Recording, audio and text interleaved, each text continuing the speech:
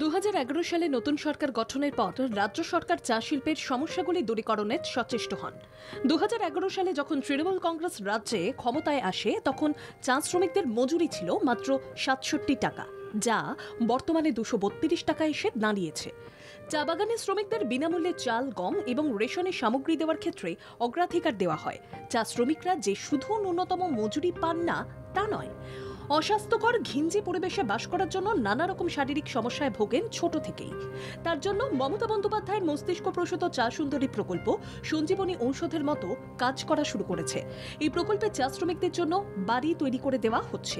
একই সঙ্গে যাতে চা শ্রমিকরা যাতে সুস্বাস্থ্যের অধিকারী হয় সেজন্য চা বলয়ে উন্নত মানের স্বাস্থ্য কেন্দ্র গড়ে তোলার পরিকল্পনা করা হচ্ছে বলে প্রশাসনের কর্তারা মনে করছেন। রাজ্য স্বাস্থ্য দপ্তর বানারহাট স্বাস্থ্য কেন্দ্রকে গ্রামীণ হাসপাতালের উন্নতিকরণের জন্য 30,32 লক্ষ টাকা বরাদ্দ করেছে। এই খবরে খুশির হাওয়া বানারহাট ব্লক জুড়ে।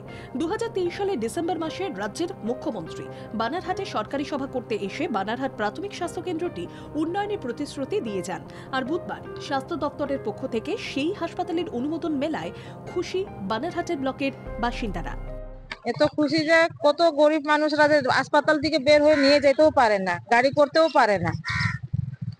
যদি এত বড় হাসপাতাল এখানে যদি হয় তখন তো অনেকটা মানুষদেরকে অনেকটা জীবন। ডুয়ার্সের 22টি চা বাগান, 6টি বনবস্তি এবং কৃষি এলাকার প্রায় 2 লক্ষের বেশি মানুষের চিকিৎসার একমাত্র ভরসা এই বানারহাট প্রাথমিক স্বাস্থ্য কেন্দ্র। সেই সঙ্গে 7টি গ্রাম পঞ্চায়েত এলাকার বাসিন্দারা এখানে আসেন চিকিৎসা করাতে। প্রতিদিন প্রায় 250 থেকে 300 রোগী আসেন, অথচ হাসপাতালের শয্যা সংখ্যা মাত্র 10টি। আর প্রতিদিন বিরাট অংশের মানুষকে পরিষেবা দিতে কালঘাম ছুটে যায় হাতে গোনা স্বাস্থ্যকর্মীদের।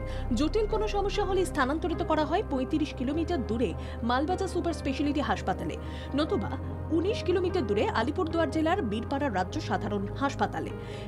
এখান থেকে জলপাইগুড়ি জেলা হাসপাতালের দূরত্ব 65 কিলোমিটার। স্বাভাবিক কারণে রোগীকে নিয়ে যেতে অনেক সময় মৃত্যুর ঘটনাও ঘটে। আর তাই স্বাস্থ্যকেন্দ্রটি গ্রামীণ হাসপাতালে উন্নীত হওয়ার পথে। এই খবরে খুশি বানারহাটবাসী।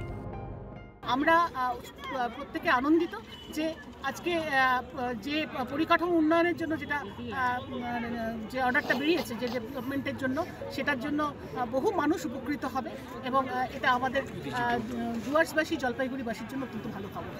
স্বাস্থ্যের পরিষেবা সমাজের প্রতিটা কোণায় পৌঁছে দেওয়ার জন্য আন্তরিক প্রশাসন। মুখ্যমন্ত্রী কথা রাখায় দলমত নির্বিশেষে মানুষ ধূপগুড়ি ব্লক গঠনের পর এই কাজের পরিধি বাড়ায় স্বস্তি পাচ্ছেন বলে জানিয়েছেন। সুব্রত রায়ের রিপোর্ট, বাংলা জাগো।